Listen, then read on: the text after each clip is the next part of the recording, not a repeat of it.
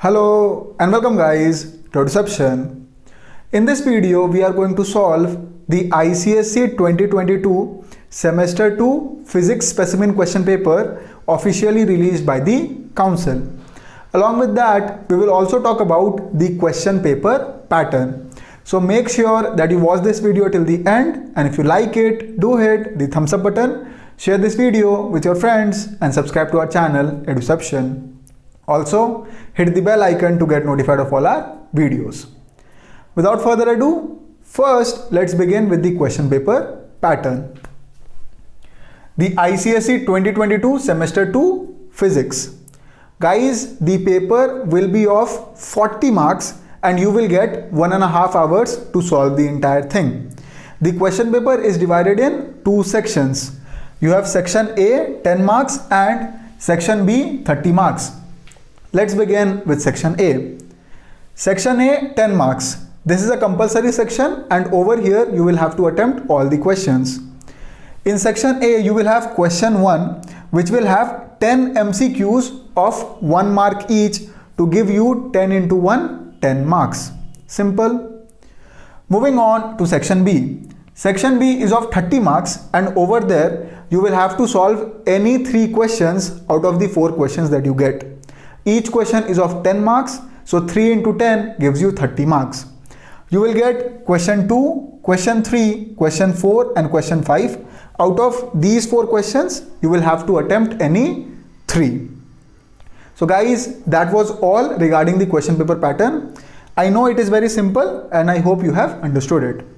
Now, before moving to the solution of the physics specimen paper, I would like to suggest a good book for physics for your preparation. Guys, the book is the Oswald Books ICSE chapter wise and topic wise question bank class 10 semester 2 for physics. Now I have personally checked out this particular book and I have found that this book can be very useful for your preparation. For each and every chapter and topic in this book, the revision notes are present. So reading those revision notes can help you revise the entire chapter very quickly. Along with that, there are a lot of great questions in this particular book, and I think after solving all the questions over here, you will easily be able to solve 40 out of 40 in physics. Because guys, there are some really good concept based questions present in this particular book. So you can surely check this particular book out. What I will do is I'll put a link to this book in the description box below. Check it out and I hope you will like it. Now guys, we will move on to the solutions of the physics specimen paper. So guys, here we have the ICSE semester 2 examination specimen question paper for physics. Over here are all the instructions. You can read them yourself. We will begin with section A. So section A, attempt all questions. Question 1. Choose the correct answers to the questions from the given options. You don't have to copy the questions, write the correct answers only. So we have multiple choice questions. Part 1. Pendulums A, B, C and D are tied to a flexible string PQ and are at rest. Pendulum C is disturbed. Which of the following statements is true? So you have the diagram over here. Let's look at the options. Option A, only pendulum C will start vibrating. This is not true. Option B, pendulums A, B and D will also start vibrating, but A and D will vibrate with the maximum amplitude. Guys, this is correct. Now why? Because this is a string and when pendulum C is disturbed, all the 3 other pendulums will also start vibrating. But A and D will vibrate with the maximum amplitude because of resonance. This is because the lengths of pendulum A and pendulum D are same. Now we will move on to part 2. Moving on to part 2. Which of the following is not a characteristic of parallel combination of resistors? So guys, parallel combination of resistors looks something like this. You have the point A, one resistor, the point B, a resistor like this, and a resistor like this. So this is a parallel combination of resistors. A. If one resistor is fused, the circuit does not become open. Guys, this is a characteristic Part B, the total resistance R is given by the formula 1 by R is equal to 1 by R1 plus 1 by R2 plus 1 by R3. Guys, this is also correct. Part C, the total resistance becomes less than the least resistor present in the combination. Guys, this is also correct. Part D, the current through each resistor always remains the same. Guys, this is false. So this is not a characteristic of parallel combination of resistors. Hence option D is correct. Moving on to part 3, which one of the following statements is correct? A, live wire has zero potential. This is incorrect. B, fuse is connected in a neutral wire. This is also incorrect. C, potential of live and earth wire is always the same. This is also false. Part D, earth wire is used to prevent electric shock. Guys, this is correct. Hence, statement D is correct. Moving on to part 4. The diagram below shows a free conductor AB is kept in a magnetic field and is carrying current from A to B. To avoid confusion, complete path of the circuit is not shown. The direction of the force experienced by the conductor will be. Now, here is the diagram. And guys, this question can easily be solved by Fleming's left-hand rule. What is that? Say, the index finger over here shows the magnetic field and the middle finger shows the direction of the current. Then the thumb will show the direction of the force. Over here we can see that the index finger is showing the direction of the magnetic field from north to south. The middle finger is showing the direction of the current from A to B. Hence the force will be upwards. So guys, option A, up, is correct. Moving on to part 5. The diagram below shows a magnet moved near a coil along its axis. Which of the diagram shows correct flow of current during this motion? Guys, over here you can see that the magnet is taken away from the coil, and over here we have north pole. So over here we will get south pole. Simple. And we all know for south pole we will have clockwise movement. Hence the correct movement will be like this. Clockwise movement. So guys, option C will be the correct option. I'll write C over here. Now we'll move on to the next question. Moving on to part 6. The meaning of the statement specific heat capacity of water is 4200 joule per kg per Kelvin is. Guys, this simply means that 1 kilogram of water will require 4200 joule of heat to increase the temperature by 1 Kelvin. Hence, option C is correct. Easy. Moving on to part 7. 200 gram of ice at 0 degree Celsius needs dash heat to melt. The specific latent heat of ice is given 336,000 joule per kg. Now over here, the mass of ice is given in gram. Let's convert it to kg. So M will be 0.2 kg. Therefore, heat is equal to 0.2 the mass into the specific latent heat, that is 336,000, which is equal to 2 by 10 into 336,000. So we will get 0, 0, 12, 3 to the 6, 1, 7, 6, 67200 joule, which is option B, 67200 joule. Moving on to part 8. The radiation with maximum penetrating power is gamma radiation. Hence, option A, gamma, is correct. Moving on to part 9. Resonance is, guys, resonance is a forced vibration in which frequency of forced vibration is equal to the free vibrations of the body. Hence, option C is correct. So, simple definition of resonance. Moving on to part 10. The nuclear radiation which gets deflected towards negatively charged plate in an electrical field is. Now guys, we all know that alpha are positively charged particles. Hence, option D, alpha, is the nuclear radiation which gets deflected towards negatively charged plate. So guys, here we come to the end of section A. Moving on to section B. Guys, in section B, you will have to attempt any 3 questions out of the 4 questions that you get. We begin with question 2. Part 1A. Calculate the total resistance across AB. So guys, this is a very simple question. Let's calculate the total resistance. Over here, the total resistance 1 by R will be equal to, so this is in series, so we will have 5 plus 3, that's 8. So 1 by R is equal to 1 by 8 plus 1 by 8. Therefore 1 by R is equal to 2 by 8. Therefore R is equal to 4 ohm. Hence the total resistance across AB is 4 ohm. Simple. Part B.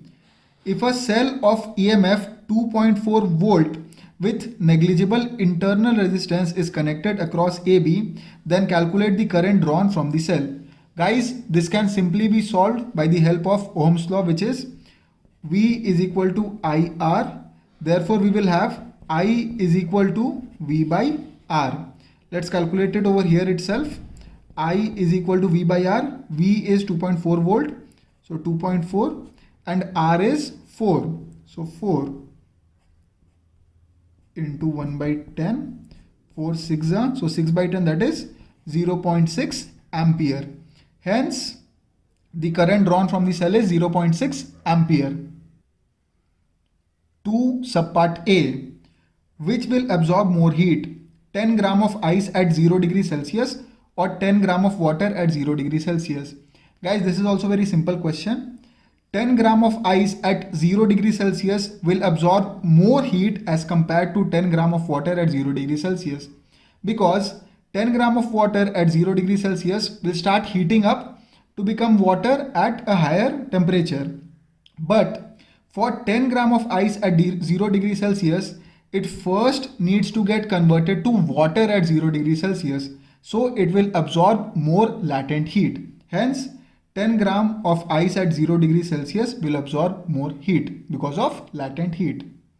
Part B. For the same mass of ice and ice cold water, why does ice produce more cooling than ice cold water? So it is similar to subpart A only. Over here also, the ice absorbs more heat as compared to ice cold water because of latent heat. That is why ice produces more cooling than ice cold water. Simple. Part 3. The diagram below shows an insulated copper wire wound around a hollow cardboard cylindrical tube. Answer the questions that follow. Part A. What are the magnetic poles at A and B when the key K is closed? So guys, when the key K is closed, the current will flow from the positive to the negative. Hence the direction will be like this. And over here we can see that for A, we have anti-clockwise movement. Hence we will have north pole over here.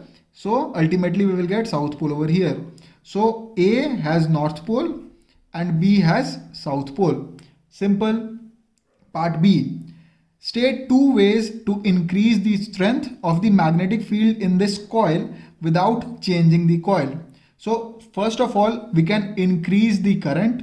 Secondly, without changing the coil, we can increase the number of windings. And thirdly also, we can put an iron core inside the cylindrical cardboard tube. Easy. Part C. If we place a soft iron bar at the center of the hollow cardboard and replace the DC source by an AC source, then will it attract small iron pins towards itself when the current is flowing through the coil? Guys, what happens is when we change the source of current from DC to AC, the polarity will keep on changing, but there will be magnetic effect. Hence, it will attract small iron pins towards itself. Hence, this will be true. Easy. Now we will move on to the next question. Moving on to question 3, part 1. The diagram below shows a cooling curve for 200 gram of water. The heat is extracted at the rate of 100 joule per second. You have to answer the questions that follow. Here is the graph given. Subpart A. Calculate specific heat capacity of water. Guys, we all know the formula that heat is equal to mass M into the specific heat capacity C into the change in temperature delta T. Using this formula, we can easily calculate the specific heat capacity. First of all, let's find the heat that has been extracted, H. So in this graph we can see that for the region AB, the time is 640 seconds and the rate of heat extraction is 100 joule per second. Therefore, the heat will be the time, that is 640 seconds, into the rate, which is 100. So 640 into 100 joule. Let's keep it that way. Then we have the mass of the water, that's 200 gram. So it will be 0.2 kg. And then we have the change in temperature. So delta T. Over here we can see that the change in temperature from A to B is 80 degrees Celsius to 0 degrees Celsius. Therefore, the change in temperature is 80 minus 0 degrees Celsius, which is 80 degrees Celsius. Now we can calculate the specific heat capacity. So C will be equal to H divided by mass into delta T. So we have 640 into 100 divided by the mass, which is 0.2 kg, into the change in temperature, which is 80 degree Celsius. So into 10, 8 8s are 64, so 80 to 40. So we get 4000 joule per kg per degree Celsius. Hence, the specific heat capacity of water over here is 4000 joule per kg per degree Celsius. Simple. Moving on to part B. Heat released in the region BC. So the heat released in the region BC. So this line.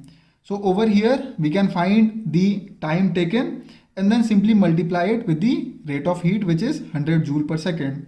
So the heat release will be H is equal to 100 the rate into 1312 minus 640 joule. So this is 100 into 672 joule.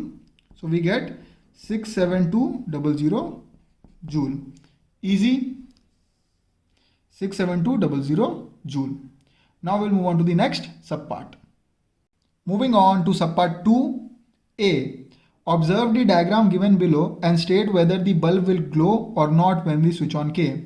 So guys, when we switch on K, the bulb will glow because the circuit is complete. Hence it will be yes, the bulb will glow. Part B. Is it safe to handle the bulb when the switch is off? Guys, it will not be safe to handle the bulb when the switch is off. So it will be no. Why?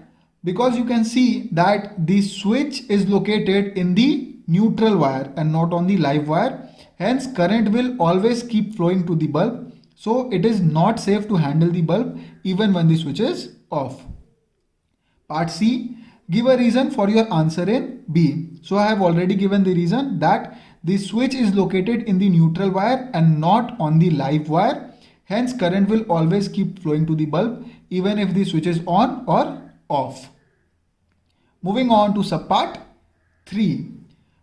Two metals A and B have specific heat capacities in the ratio 2:3.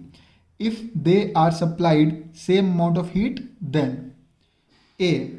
Which metal piece will show greater rise in temperature given their masses are the same? Now guys, when the masses are same, the metal with the lower specific heat capacity will show a greater rise in temperature. Hence, the answer to part A will be metal A.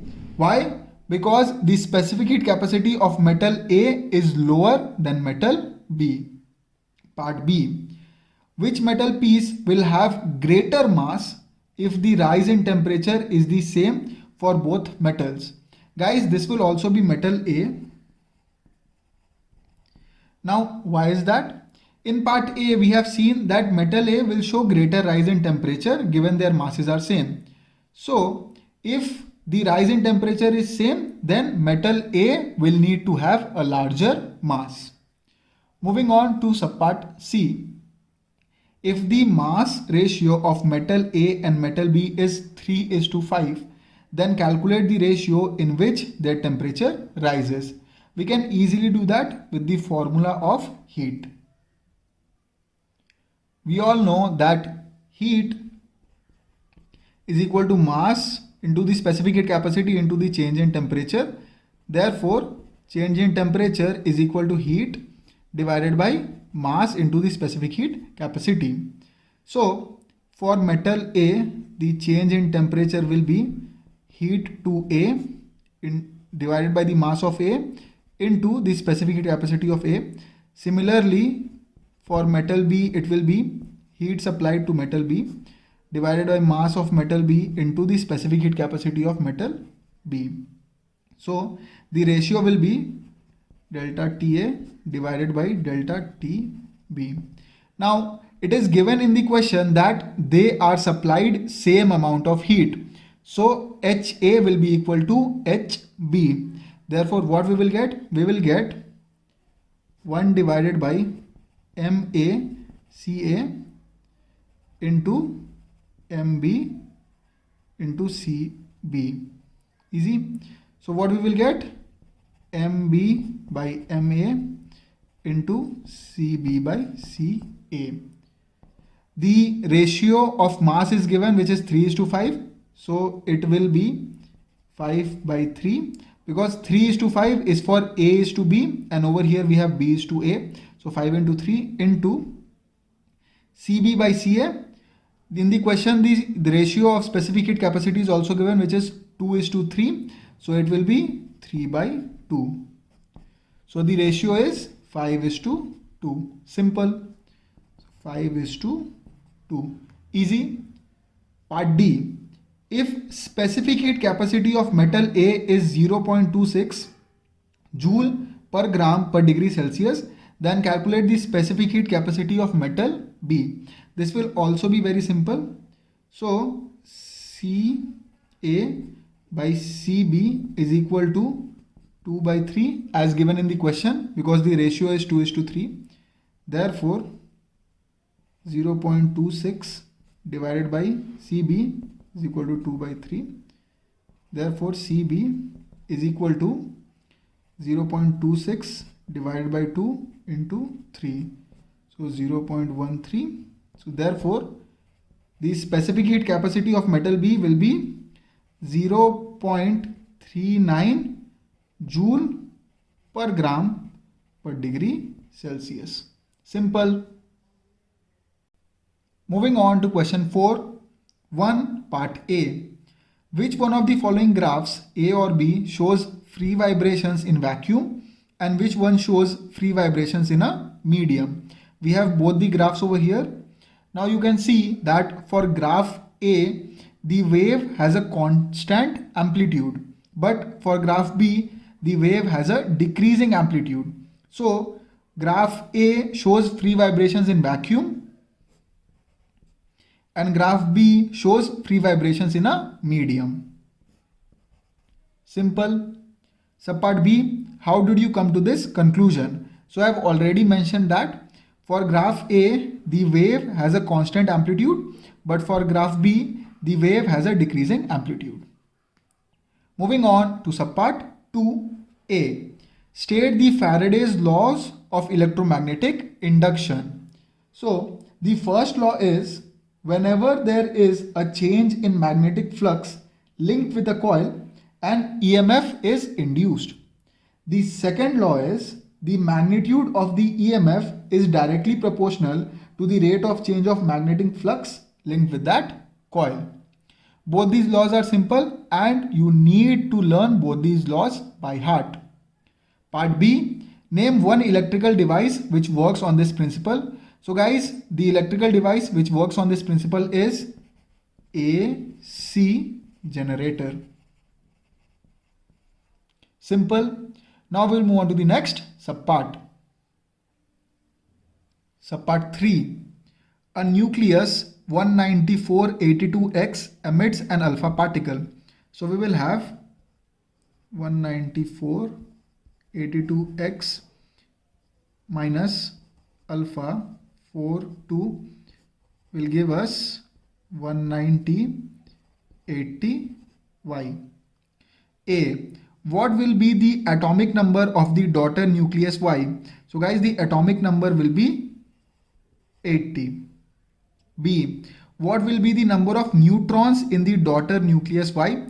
So it is also very simple. What we will do is 190 minus 80, which is 110. So the number of neutrons is 110. C. Write a nuclear reaction showing the emission of this particle. So we will have 194 82x gives 190 80y plus alpha particle 42. Simple. Moving on to question number 5. 1. Part A. Name the electrical appliance shown in the diagram below. Guys, this is a purane zamane wala fuse. So don't write purane zamane wala fuse, just write fuse. B. Name the material of the wire used in this device. So guys, fuse metal is made up of an alloy of lead and tin. C. Name two important characteristics of this wire. So two important characteristics of this wire are, first is the wire has low melting point, and the second is that the wire has high specific resistance. High specific resistance. Simple. Moving on to part 2. Part 2A, define pitch. Guys, pitch is the characteristic of sound by which an acute note can be distinguished from a flat note. So simple definition, you have to learn it. Part B. Two wires A, B and C, D of same length are stretched by same amount. Which wire will produce sound of greater pitch on plucking? So you have wire AB and wire CD. Now over here, wire AB will give a greater pitch. Why? Because wire AB is thinner as compared to wire CD, and thinner string equals more pitch. So part C, give a reason for your answer. So I have already given the reason that guys, the wire AB is thinner as compared to wire CD. That means the cross section area is less, and when the cross section area of a wire or string is less, then the pitch will be greater. Simple. Part 3A. Why is water used as a coolant in radiators of a car? Guys, water has a very high specific heat capacity. That means it can absorb a lot of heat from the car. Hence, water is used as a coolant in radiators of a car. The key word over here is that water has a very high specific heat capacity. Part B. Name the radioactive isotope used to find the age of fossils. So they are talking about carbon dating. And in carbon dating, the radioisotope is carbon 14. Name the radioactive radiation which it emits. So guys, in carbon dating, the radiation emitted is beta radiation. So beta radiation. A very simple question to end the specimen question paper. So guys, with the end of the last question, we come to an end of this particular video. We are going to solve the specimen question papers of all the major subjects. So please stay tuned to Eduception. Until the next video, this is Rishi on behalf of Eduception signing off. And guys, take care.